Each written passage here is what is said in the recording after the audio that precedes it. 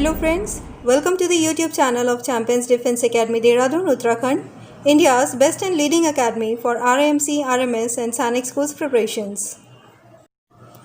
तो कैसे हैं फ्रेंड्स आप सब? उम्मीद है आप सब अच्छे होंगे और पढ़ाई बहुत ज़ोरों से कर रहे होंगे क्योंकि RMC का एग्ज़ाम पास आता चला जा रहा है। सो फ्रेंड्स, उम्मीद है आपको पिछला वीडियो समझ आया होगा। ठीक है, थोड़ा सा वीडियो अच्छा नहीं बना था, बट हाँ इस बार कोशिश करूँगी कि थोड़ा और अच्छे से बना दूँ। आज का हमारा टॉपिक है प्रोनाउन। जैसे पिछली बार के वीडियो हमने देखा था कि नाउन क्या होते हैं, उनकी डेफिनेशंस क्या होती हैं, कितने काइंड्स के होते हैं। आज हम बात करेंगे प्रोनाउन की कि प्रोनाउन कितने तरह के होते हैं और उनकी डेफिनेशंस क्या हैं, उन्हें बहुत अच्छे से डिटेल में स्टडी करेंगे। तो शुरुआत करते हैं। मैं यहाँ पर एक दो सेंटेंसेस बोल रही हूँ, इनको ध्यान से सुनिएगा। Mohan is my friend, he is a teacher. Rajni is a student, she is intelligent. This is a table, it is new. There are 50 boys in my class, they are laborious. अभी लेबोरियस मतलब मेहनती बच्चे होते हैं, ठीक है। यहाँ पर आपने देखा कि उपयुक्त वाक्यों में हमने कुछ शब्दों को यूज़ करा है, जैसे ही, शी, इट और दे। किसी न किसी नाउन के बदले में यूज़ किए जाने वाले वर्ड्स को ही हम प्रोनाउन कहते हैं। यहाँ पर ही, मोहन के बजाय हमने ही का यूज़ करा है और शी का यूज़ हमने रजनी के बदले करा है और इट का यूज़ हमने टेबल के बदले किया है। दे का यूज़ हमने बॉयज़ के बदले में किया है। ये सारे के सारे ग्रामर की भाषा में प्रोनाउन कहलाते हैं। डेफिनेशन से इसको समझ लेते हैं। Pronoun is a word which is used in place of a noun. Pronoun उस शब्द को कहते हैं जो किसी नाउन के बदले में यूज़ किया जाता है। अब यहाँ पर मैं कुछ एक दो चीज़ें आपको इम्पॉर्टेंट बता देती हूँ। Importance of pronoun. Pronoun noun का सब्स्टिट्यूट होता है, ठीक है। जहाँ पर हम नाउन को नहीं यूज़ करना चाह रहे हैं वहाँ पर हम प्रोनाउन को यूज़ कर सकते हैं। भाषा यानी कि लैंग्वेज में एक्सप्रेशंस को सुंदर बनाने के लिए हम नाउन का बदले प्रोनाउन का यूज़ करते हैं। एक्चुअली क्या होता है कि बार बार नाउन के यूज़ करने से भाषा यानी कि लैंग्वेज की जो खूबसूरती होती है वो ख़राब हो जाती है और जो होल एक्सप्रेशन होता है वो गंदा लगता है। इसे समझाने के लिए मैं एक छोटा सा आपको सेंटेंस बता रही हूँ। Mohan is a student, Mohan is laborious, Mohan is intelligent, Mohan's father is a doctor. यहाँ पर मोहन को मैंने बार बार यूज़ करा है, तो इससे क्या हो रहा है कि वो बहुत अजीब सा लग रहा है और लैंग्वेज की जो खूबसूरती है, एक्सप्रेशन है, वो ख़त्म हो गए हैं। तो अगर हम मोहन की जगह ही यूज़ करेंगे यानी कि प्रोनाउन का यूज़ करेंगे तो उससे वो खूबसूरत लगेगी। Mohan is a student, he is a laborious and intelligent, his father is a doctor. अभी देखो मैंने यहाँ पर हिज यानी कि यूज़ कर लिया है उसके फादर के लिए, तो आप देख रहे होंगे कि वो कितना खूबसूरत हो गया है और सुनने में और पढ़ने में और समझने में भी इजी और कंफर्टेबल और अच्छा लग रहा है। तो अब बात करते हैं काइंड्स ऑफ प्रोनाउन, यानी कि प्रोनाउन कितने भागों में बटा हुआ है, कितने पार्ट्स में डिवाइड हो रखा है। तो सबसे पहला है पर्सनल प्रोनाउन, जिसे हम हिंदी में पुरुषवाचक सर्वनाम कहते हैं। सेकंड है हमारा रिफ्लेक्सिव प्रोनाउन, जिसे हम निजवाचक सर्वनाम कहते हैं। थर्ड है एम्फेटिक प्रोनाउन, जिसे हम निश्चितवाचक सर्वनाम कहते हैं। फोर्थ है पॉसेसिव प्रोनाउन, जिसे हम अधिकारवाचक सर्वनाम कहते हैं। फिफ्थ नंबर में है डेमोन्स्ट्रेटिव प्रोनाउन, जिसे हम हिंदी में संकेतवाचक सर्वनाम कहते हैं। एंड देन सिक्स नंबर में आता है इंटरोगेटिव प्रोनाउन, जिसे हम प्रश्नवाचक सर्वनाम कहते हैं। 7 नंबर में है रिलेटिव प्रोनाउन, जिसे हम हिंदी में संबंधवाचक सर्वनाम कहते हैं। 8 नंबर में है इंडेफिनिट प्रोनाउन, जिसे हम अनिश्चयवाचक सर्वनाम कहते हैं। 9th है डिस्ट्रीब्यूटिव प्रोनाउन यानी व्यष्टिवाचक सर्वनाम। Oh my God, actually Hindi बहुत डिफ़िकल्ट होती है और जो लिखा होता है वही मुझे प्रोनाउंस नहीं करना आ पाता है। 10th नंबर में है रेसिप्रोकल प्रोनाउन, पारस्परिकतावाचक सर्वनाम। Oh my God, it's reciprocal ज़्यादा बेटर है, so we are going to work with reciprocal pronoun. Okay, so अभी हम लोग इसकी एक एक करके डेफिनेशन के साथ और एग्जाम्पल्स के साथ इसको समझते हैं। I'm sorry friends for the vibration, actually एक अर्जेंट कॉल आ गया था, so let's start again. Personal pronoun, सबसे पहले शुरुआत करते हैं डेफिनेशन से। Personal pronouns which are used in place of names of persons और things are called personal pronouns. Hindi में भी समझ लेते हैं, वो प्रोनाउन जो किसी व्यक्ति या वस्तु के लिए यूज़ किया जाता है उसे हम पर्सनल प्रोनाउन कहते हैं, जैसे कि I, we, you, he, she, it और दे। एक्चुअली क्या होता है कि ये टोटल जो नंबर्स होते हैं इसका पर्सनल प्रोनाउन का, ये नंबर्स और 7 होते हैं। इनके अलग अलग फॉर्म्स भी होते हैं, वे भी पर्सनल प्रोनाउंस ही होते हैं। यहाँ पर हम पर्सनल प्रोनाउन की अगर बात कर रहे हैं तो इसका मतलब होता है relative to person. For example first person, second person and third person. जब हम बात करते हैं फर्स्ट पर्सन की तो फर्स्ट पर्सन होता है आई, वी जो होता है वो भी फर्स्ट पर्सन है। यू सेकंड पर्सन के लिए यूज़ करते हैं, और ही शी इट दे ये थर्ड पर्सन्स होते हैं, यानी कि थर्ड पर्सन के प्रोनाउंस हैं। इसलिए इन 7 जितने भी प्रोनाउंस होते हैं, इन प्रोनाउंस को पर्सनल प्रोनाउंस कहा जाता है। पर्सनल प्रोनाउंस के केस यानी कि जो फॉर्म्स होती हैं वो धीरे धीरे बदल जाती हैं। इस चीज़ को मैं एक नेक्स्ट वीडियो में आपको बस समझाऊंगी बहुत डिटेल में। आपने वो सुना होगा कर्ता ने कर्म संबंधवाचक, nominative case, possessive case, objective case, इनके लिए मैं एक अलग सेपरेट वीडियो आपको बना करके दूंगी। फिलहाल कुछ सेंटेंसेस से इसको समझ लेते हैं। This is my pen. My यहाँ पर आपका प्रोनाउन है। This is his book.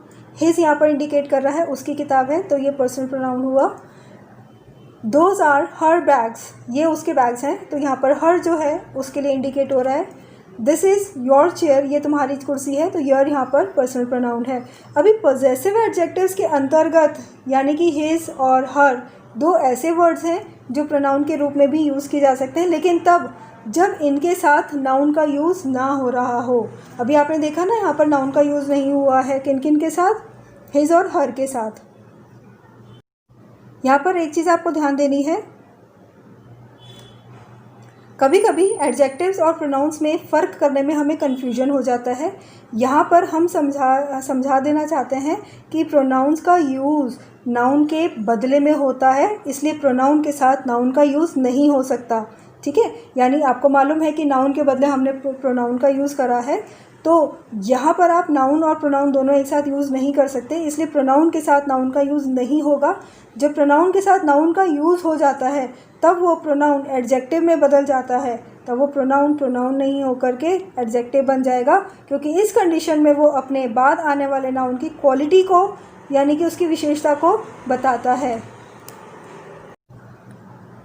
बात करते हैं सेकंड नंबर की, जो है हमारा reflexive pronoun definition. The pronoun myself, ourself, yourself, himself, herself, itself and themselves are known as reflexive pronoun. These pronouns reflect the action of the verb of the subject itself. Personal pronoun के अंत में singular में self तथा plural में सेल्फ्स लगाकर जो pronounce बनाए जाते हैं उन्हें हम रिफ्लेक्सिव प्रोनाउंस कहते हैं।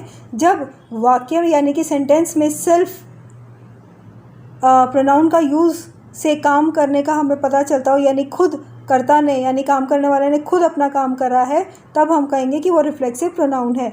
यदि किसी वर्ब का सब्जेक्ट और ऑब्जेक्ट एक ही इंसान हो, एक ही व्यक्ति हो या फिर वस्तु हो, तो ऑब्जेक्ट के लिए हम रिफ्लेक्सिव प्रोनाउन का यूज़ करेंगे। Sorry for the horn. Examples के लिए देख लो, ही स्पॉइल्ड हिमसेल्फ, यानी उसने अपने आप को बर्बाद कर लिया। यू हर्ट योर सेल्फ, तुमने अपने आप को चोट पहुँचाया। वी र्यून्ड अवर सेल्फ, हम लोगों ने अपने आप को बर्बाद कर लिया। वी फॉट अमंग देमसेल्व्स, वो आपस में ही लड़ पड़े, या हम आपस में ही लड़ पड़े। दे या वी कुछ भी लगा सकते हैं आप। यहाँ पर अब आप देखोगे कि यहाँ पर हमने himself, your self, our self, themselves इन सब का यूज़ करा है। इनसे हमें पता चलता है कि ये रिफ्लेक्सिव प्रोनाउन है। तो अब बात कर लेते हैं एम्फेटिक प्रोनाउन की। Emphatic pronoun are pronouns used for the sake of emphasis on nouns और प्रोनाउंस। इसकी छोटी सी डेफिनेशन है, इसे हिंदी में समझा देती हूँ। जब रिफ्लेक्सिव प्रोनाउन नाउन ये प्रोनाउन पर जोर देने के लिए यूज़ किया जाता है, तब ऐसे प्रोनाउंस एम्फेटिक प्रोनाउंस कहलाते हैं। ठीक है, एम्फेटिक प्रोनाउंस का यूज़ हम नाउन या प्रोनाउन के बाद उसे ज़ोरदार बनाने के लिए करते हैं। रिफ्लेक्सिव प्रोनाउन की तरह ही ये कभी वर्ब या ऑब्जेक्ट नहीं होते हैं। प्रीपोजिशंस का ऑब्जेक्ट भले ही हो जाए, लेकिन ये कभी भी वर्ब का ऑब्जेक्ट नहीं होगा। नेक्स्ट थिंग है, रिफ्लेक्सिव प्रोनाउन का यूज़ हमेशा अपने आप को इंडिकेट करने के लिए होता है, और एम्फेटिक प्रोनाउन का स्वयं के लिए यानी खुद के लिए, अपने ही के लिए होता है। यानी कि ही हिमसेल्फ डिड दिस, उसने खुद ही कर दिया ऐसा काम। They themselves took the decision, उसने खुद ही डिसीजन ले लिया है। शी हरसेल्फ एडमिटेड इट, उसने खुद ही कबूल कर लिया कि हाँ उसने चोरी करी है। You can yourself talk to him, तुम खुद ही उससे बात कर सकते हो। यहाँ पर अब आप एक चीज़ का ध्यान देना, रिफ्लेक्सिव या एम्फेटिक प्रोनाउन किसी वर्ब का सब्जेक्ट नहीं हो सकता, इसलिए माई सेल्फ डिड इट ये रॉन्ग होगा। आई डिड इट ये सही है। I myself did it, हाँ ये हो सकता है I myself, but myself did it ये गलत है। I myself did it ये सही है, या आई डिड इट ये सही है। अब बात कर लेते हैं थोड़ा सा पॉजेसिव प्रोनाउन के बारे में। 4th number, The pronoun which is used to denote possession or ownership is called a possessive pronoun. जिस pronoun के यूज़ करने से हमें possession यानी कि किसी की ownership यानी स्वामित्व का या अधिकार का पता चलता है उसे हम possessive pronoun कहते हैं. Mine, ours, yours, hers, his तथा theirs possessive pronouns के examples हैं. यहाँ पर मैं कुछ sentences भी बता देती हूँ आपको. This table is mine, that is yours. These chairs are ours, those are his.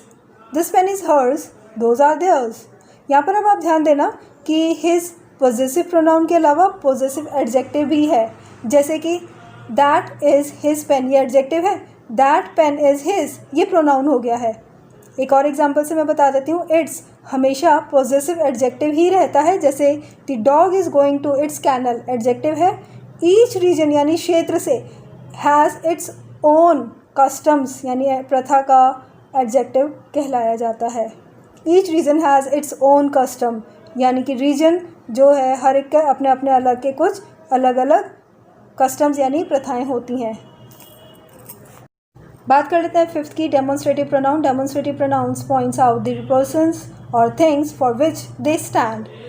जिस प्रोनाउन का यूज़ करके किसी इंसान या व्यक्ति या वस्तु को हम लोग आइडेंटिफाई करते हैं, सूचित करते हैं, निर्दिष्ट करते हैं, इंडिकेट करते हैं, ठीक है, उसको हम डेमोन्स्ट्रेटिव प्रोनाउन कहते हैं. दिस, दैट, दीज और दोज ये डेमोन्स्ट्रेटिव प्रोनाउंस हैं. This is a bag, that is a boy, these are apples, those are bananas.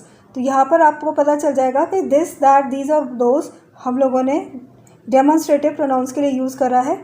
This पास की चीज़ के लिए, दैट दूर की चीज़ के लिए, दीज पास की चीज़ों के लिए और दोज दूर की चीज़ों के लिए यूज़ किया जाता है. यहाँ पर अब आपको एक चीज़ का ध्यान देना है. यदि demonstrative pronoun this, that, these, those etcetera के साथ नाउन्स आते हैं तो ये डेमोन्स्ट्रेटिव एडजेक्टिव्स का काम करेंगे. This chair is mine. अब यहाँ पर दिस क्या है, आपका डेमोन्स्ट्रेटिव प्रोनाउन है, बट इसके साथ चेयर यानी कि नाउन आ गया है तो ये क्या बन गया है, डेमोन्स्ट्रेटिव एडजेक्टिव बन गया है. That table is yours, these birds are beautiful, these childrens are naughty, look at this watch, these flowers are red. तो ये सब क्या है, डेमोन्स्ट्रेटिव एडजेक्टिव्स का काम कर रहे हैं. अभी आपने यहाँ पर देखा कि दिस, दैट, दीज, दोज का हम लोगों ने डेमोन्स्ट्रेटिव प्रोनाउंस के साथ यूज़ करा है, लेकिन नाउन्स इन डेमोन्स्ट्रेटिव प्रोनाउंस के साथ अगर हम नाउन का यूज़ कर लेते हैं तो ये क्या बन जाते हैं, डेमोन्स्ट्रेटिव एडजेक्टिव्स. अब बात कर लेते हैं 6 नंबर की interrogative pronoun. The pronoun which is used to ask a question is called interrogative pronoun. जिस प्रोनाउन से हमें किसी प्रश्न या क्वेश्चन के पूछे जाने का पता चलता है उसे इंटरोगेटिव प्रोनाउन कहते हैं. ऑब्वियसली इंटरोगेशन यानी कि पता चल जाता है कि किसी में कोई क्वेश्चन पूछा जा रहा है, यानी कि हु कौन और किसने, विच कौन और किसने, एंड व्हाट क्या इंटरोगेटिव प्रोनाउंस हैं. इनका यूज़ हम अलग अलग सेंटेंसेस में कर सकते हैं.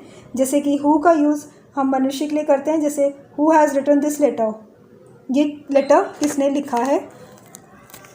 अब विच का यूज़ हम बोथ ह्यूमन पर्सन्स और थिंग्स के लिए कर सकते हैं, दोनों के लिए होता है. जैसे which of the pens do you want, तुम्हें कौन सा पेन चाहिए, या फिर which of the students are absent, आप में से कौन सा स्टूडेंट्स एब्सेंट है. यहाँ पर थर्ड नंबर है व्हाट का यूज़ पर्सन और थिंग्स दोनों के लिए होता है. जैसे व्हाट आर यू अबाउट, तुम किस चक्कर में हो. व्हाट इज़ योर फादर, तुम्हारे पिताजी क्या करते हैं. यहाँ पर ध्यान देना. हु इज़ ही, वह कौन है. विच इज़ मोहन, अनेक लोगों में से पूछा जा रहा है, बहुत सारे लोगों से, कि मोहन कौन है. व्हाट इज़ ही, वो क्या है, उसका काम वर्क का जो पेशा है वो क्या है. दूसरे सेंटेंस से पता चलता है कि बहुत सारे लोगों में से किसी एक खास व्यक्ति के बारे में पूछा जा रहा है विच का यूज़ करके. इसमें ग्रामर की भाषा को हम which is use for person और things when choice is restricted. ये हो गया आपका 6 नंबर का, जिसे हम बोलते हैं इंटरोगेटिव प्रोनाउन. 7 नंबर में आ जाते हैं relative pronoun. The relative pronoun stands instead of a noun and also joins sentences. जब who, whom, which, whose, that nouns के स्थान पर हम नाउन्स का रिपीटेशन नहीं होने देते हैं तो और दो सेंटेंसेस को जोड़ देते हैं तो ये रिलेटिव प्रोनाउन कहलाते हैं. Like the lady who is in pink sari is my mother. वो जो लेडी हु यहाँ पर यूज़ हो रहा है, हु दो सेंटेंसेस को जोड़ करके बनाया जा रहा है. The lady who is in pink sari, वो औरत जो पिंक साड़ी में है वो मेरी मदर है. The milk which is pure is useful for health. जो दूध प्योर है वो हेल्थ के लिए अच्छा है.